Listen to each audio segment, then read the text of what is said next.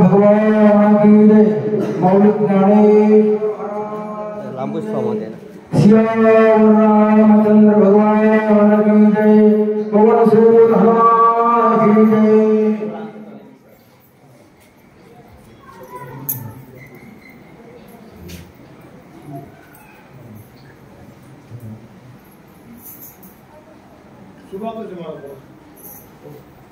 श्री गणेशाय नमः।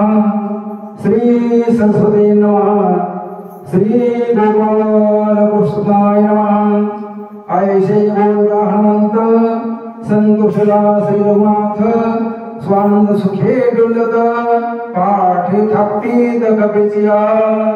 मनोजवं मारुततुल्य वेगं जितेन्द्रियं बुद्धिमतां वरिष्ठं वातात्मजं वानरायुधमुख्यं श्रीरामदूतं शरणं प्रपद्ये। नागेन्द्रहराय त्रिलोचनाय भस्मांगरागाय महेश्वराय नित्याय शुद्धाय दिगंबराय तस्मै नकाराय नमः शिवाय। महायोगपीठे तटे भीमरथ्या वरं पुण्डरीकाय दातुं मुनीन्द्रे। समागत्य तिष्ठं तमानन्दकन्दं परब्रह्मलिङ्गं भजे पाण्डुरङ्गं।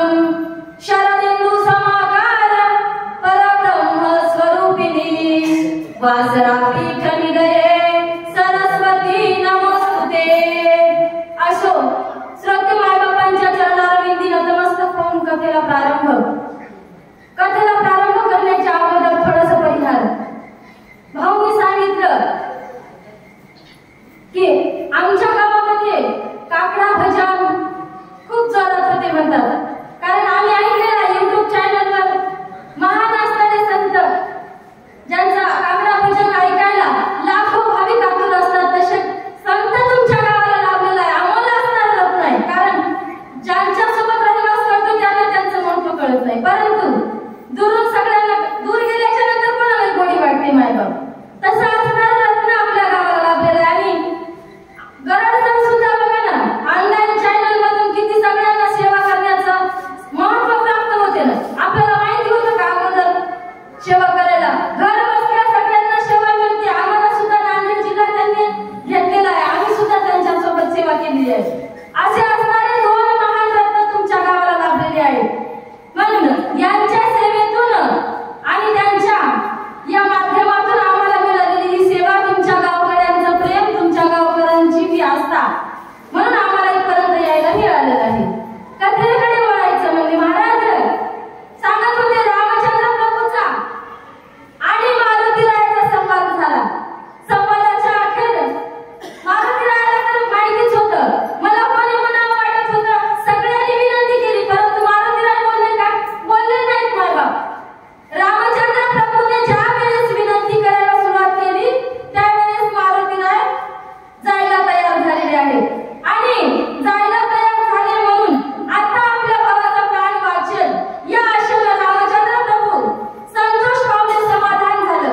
आणि समाधानाच्या ओघामध्ये हनुमंतरायाला काय सांगू लागले? स्वस्थ असो तुझे चित्त,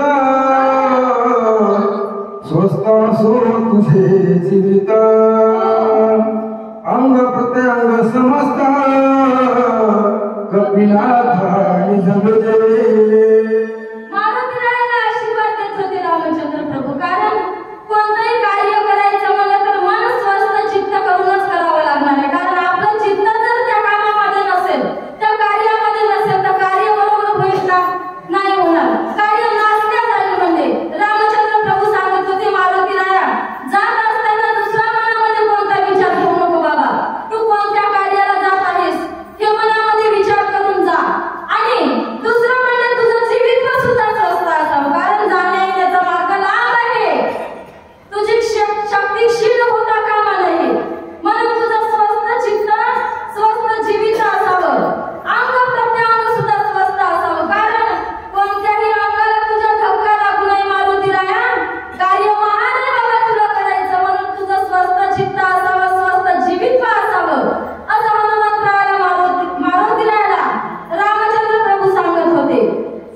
असो तुझं लागे कल्याण सुभू सर्वांगे सर्वदा विजयी जगे तनु सर्वांगे सुदृढ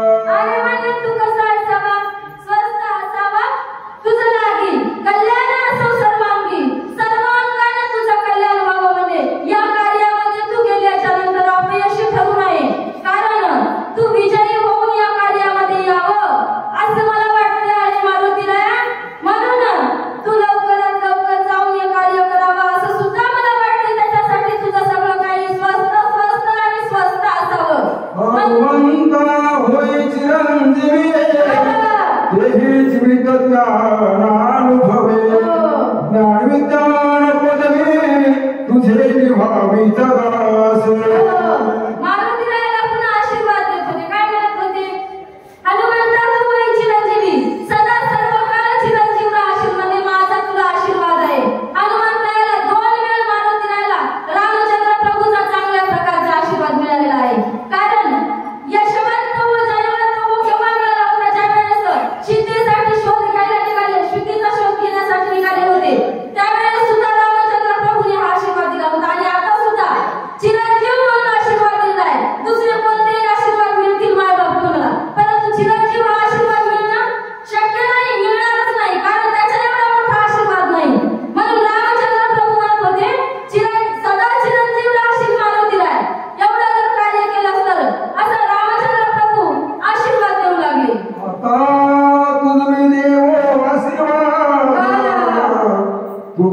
तुझे प्रबळ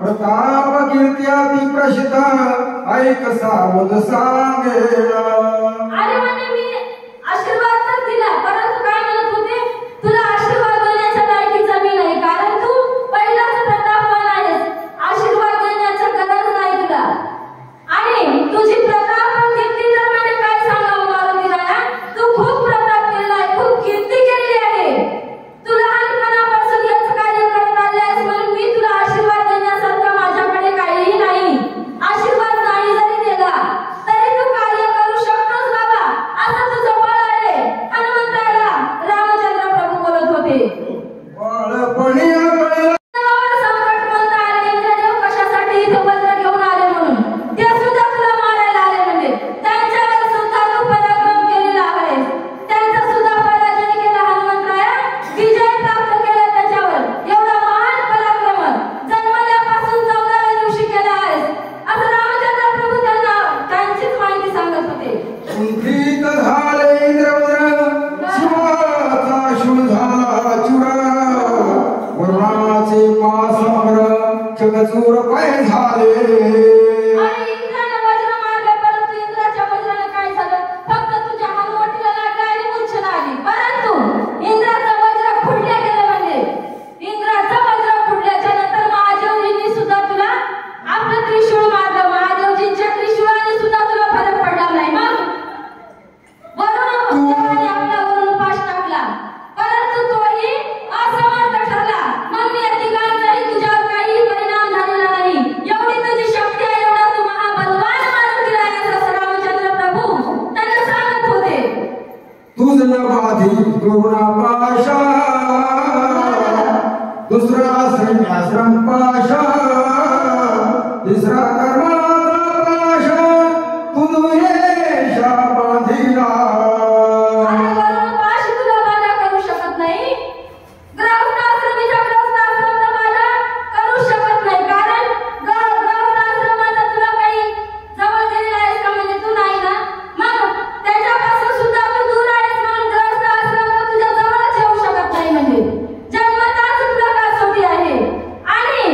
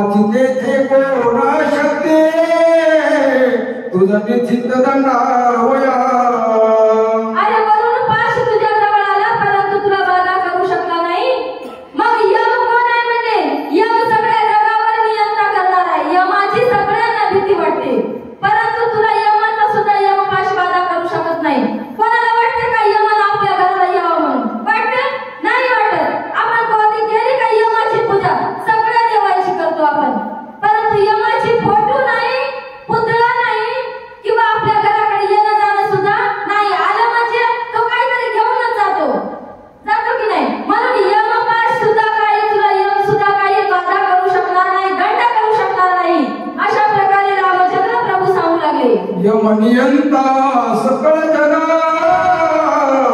पदाभिमाने लत बघा दंड येवोनिया वेगा तुझ धवेगा दंडवाला अहो यमाला काय वाटलं माझी पदवी मोठी आहे मला सगळ्यापेक्षा मान जास्त आहे कारण वल्या देवाला भीत असतील ना भीत असतील परंतु मला सगळी दुनिया भीती म्हणजे परंतु संत कधी भीत काही मला भीत नाही तुकाराम महाराज म्हणतात ना जगा काळ खाया आम्ही माताजीला पाय म्हणून मारुतीला यमाची सुद्धा भीती नव्हती यमदेव यांना बांधायसाठी आल्याच्या नंतर यमाचा यमदंड सुद्धा मारुतीरायावर काही बाधा करू शकलेला नाही म्हणतात त्या यमाची यमदंड पाही मोडून गेला तुझे देही इतर बापुडे कोण काय हनुमान पाही दंडवया अरे एवढ्या जगाचा नियंता असणारा यम तुला काही करू शकत नाही तुझ्या अंगाला स्पर्श सुद्धा केला नाही म्हणजे यमाच्या यमदंडानं तुझा केस वाकडा केला नाही परंतु त्याचाच यमदंड मोडला गेला मग बाकीच्या देवाची काय तुझ्याकडे येण्याची विषाद आहे येऊ शकतील का येणार नाहीत मारुतीराया तुला कोणाचीही भीती नाही असं रामचंद्र प्रभू त्यांना बोलत होते अग्नि वायू कुबेर चंद्र सर्वे झाले तुझे किंकर एवढा अतट साचार हनुमंत विरती लोके अरे अग्नी वायू कुबेर चंद्र इंद्र सगळे तुझे किंकर आहेत म्हणजे तुझे दास आहेत तुझं दासत्व करायला अधीन आहेत मग तुला काय गरज आहे म्हणजे कोणाला भियायची गरज नाही आणि कोणत्या कार्यामध्ये तुला अपयश सुद्धा येणार नाही मग बाकीच्या देवाला तुझ्या भीती नाही आणि तू सगळे कार्य करू लागले आणि सगळ्या वानरांची सुद्धा हीच इच्छा होती की हनुमंतरायाने जावं औषधी खाऊन यावी आणि लक्ष्मणजींचा प्राण वाचवावा मारुतीरायाला सगळ्यांनी म्हणल्याच्या नंतर अंतःकरणामध्ये करुणा उत्पन्न झाली आणि आवेशाने मारुतीरायाने आपलं बलाढ्य शरीर मोठं शरीर करायला सुरुवात केलेली आहे